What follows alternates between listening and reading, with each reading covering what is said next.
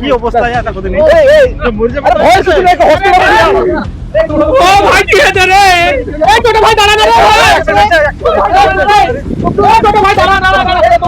ও না না আমার সামনে রাখি না না না কিছু বল না না না না না বলো না না আরে পুলিশ আরে পুলিশ কি করে আরে না পুরো ভয় নেই আরে পুলিশ মানুষ না ভাই এরা ছিটি এইভাবে রাস্তায় মারা যাবে সেটা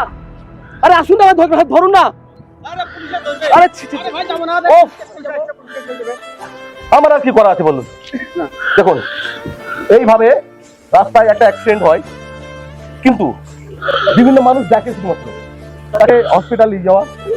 বা তার মানে কি করার জন্য কোনো রকম সাহায্য পাওয়া যায় না ঘন্টার পর ঘন্টা মানুষ এখানে পড়ে থাকে এবং তারা হসপিটালে পৌঁছানোর আগে মারা যায় আমি আমার অভিজ্ঞতা থেকে রাস্তা থেকে কমপক্ষে 4 থেকে 5 জনকে পেশেন্ট তুলে নিয়ে গিয়ে হসপিটালে তারা বেঁচেছে আগামী দিনে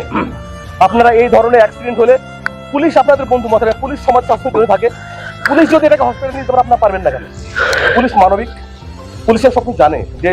কোন পরিস্থিতিতে পেশেন্টটাকে নিয়ে আছে কেউ কেসের কোনো ভয় থাকে না আগামী দিনে এই ধরনের ভুল কেউ করবেন না আমি এটা একটা ছোট অভিনয়ের মাধ্যমে এটা সমাজ কথাবার্তা বললাম এটা শুধু জ্ঞানমূলক